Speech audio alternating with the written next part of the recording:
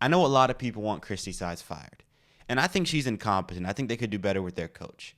But I think the main thing that needs to happen right now is for the front office in Christie Sides or new coach, they need to consciously choose, think this through, and make a real deal decision. And that decision needs to be whether we keep Caitlin Clark and run the offense through her, or we keep Aliyah Boston and run the offense through her. You can't have both. You can't mix. I've talked about it before. They need to trade one of them because at the end of the day, they are opposites. The way they play is opposite. Caitlin Clark is a player you want to put in a run and gun, fast offense, up and down offense. And Aliyah Boston is a player who you want to slow the game down for, get the ball to in the post. She'll back you down. If two come to her, she'll pass it out to the spot up shooter. And with that offense that they've been running as of recent, with this Aliyah Boston in the post, back down. If two come to her, she passes it out. Do you know what Caitlin Clark's role becomes? It becomes she brings the ball up the court, and then she passes it at half court, and she doesn't get it back. I'm going to put a video on the screen. Ben Daniel, he broke this down beautifully. He showed the statistics. She does not get the ball back after she passes half the court. If she's getting the ball back, what's happening is two came to Aliyah, pass. Caitlin Clark might get it for an open spot up shot. But none of the offense is the way it was in college for Caitlin. And people have been telling me a lot in my comment section, and I've seen it in other comment sections, a lot of people that do not like Caitlin Clark say, yo, this ain't college. And I agree. Caitlin Clark obviously is not as good in the W as she was in college. She will get there. But this is the thing this is my issue with it. My part and my point is she hasn't had the opportunity to play the way she played in college. Not yet. She's came into the situation, and I would almost compare it to the Golden State Warriors.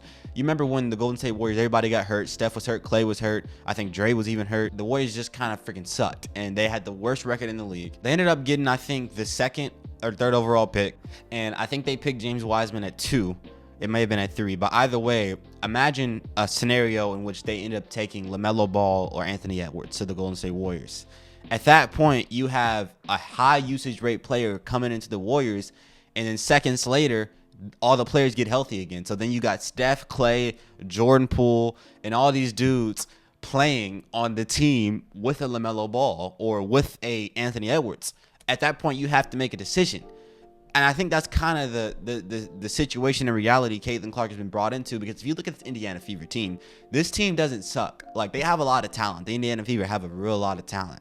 And the issue is they just don't play good together. But they have a lot of ball dominant players that have a lot of ego. And since they have a lot of ego on this team already, it's really not a primetime team to bring in, a high usage rate player who loves to shoot the ball and who you just have to give the keys to the team to and just let her do whatever she wants to on the court so she can figure out. That's what you have to do with Caitlin. She hasn't had one opportunity, I don't think, all season where they've just let her get to her spot and shoot it every time. No repercussion, just shoot, get to your spot, go left, go right, let two come to you, get the right pass. They haven't had any of that. They've immediately put her and boxed her up into this offense since the first game. They're putting her in an offense, and the offense has changed drastically over the last few games. Now everything is just slow paced, but even at the beginning of the year, they boxed her up into this offense. And it's when you have a girl like Caitlin Clark, she's not good at a lot of things. There's a lot of things she is not good at, or at least not great at.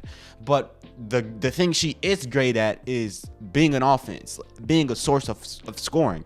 You let her get one high screen, she comes off the screen, and she's either going to shoot it or she's going to pass it. And it's very simple.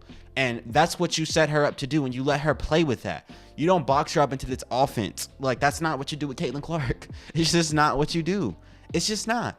At the end of the day, it's not what you do. She's getting so many turnovers, and people keep talking about it. I'm going to make another video on the turnovers. She's getting all these turnovers, but Ben Daniel, he pointed out the statistics. She's being forced to just be a passer. That is what Caitlin Clark is being forced to be, a passer. She's not allowed to do anything else on the court. She's just get the ball up, then pass it.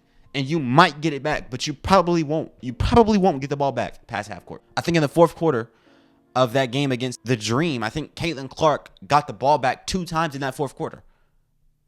If my memory serves, she got the ball 2 times when passing half court. That is in 10 minutes of play. That's terrible. She's being forced to be a passer. So she's obviously going to get a lot of turnovers because they're putting the hardest defense you can ever put on a person. And she's forced to be a distributor. She's sitting in the corner. That is not the way you play Caitlin Clark. And with Christie Sides, I almost kind of feel bad for the woman because people have been telling her, hey, you suck. You're not getting any wins. Get some wins. So you got people in one ear telling her get wins. You got people in the other ear telling her, hey, you're not using Caitlin Clark in the correct way. And here's my thing. I think if they do what they did last game for the rest of the year, which they might, Christie Sides might end up doing that.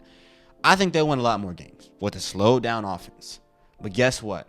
You do not develop Caitlin Clark. I know people want to stand on, I guess, ethics. They want to say, you know what? This is a WNBA. We're not going to worry about business. We're not going to worry about attraction and all these things. We're just kind of going to try to win basketball games. But when you have the woman's equivalent to Larry Bird and Magic Johnson and one player coming in and she's bringing all this attention to your game, and especially not even just to your game, to your team. Literally, she plays for your team, and legions of fans have followed her from college into the pros. When you have that on your team, I don't care about winning. You develop her. Like, she is very valuable. She is like, if she was an NBA 2K card, she would be rare. She's like very rare. Like, this is not a normal occurrence. You have to develop her. You have to run everything to her. You have to let her figure it out and just let her play. Like, just play out there and not like play seriously, but like play while playing, like play around a little bit. You know what I mean? Like, let her experiment. Like, you have to, and you have to have an organization that allows her to do that. And that's why I come back to the question, why did they draft Caitlin Clark?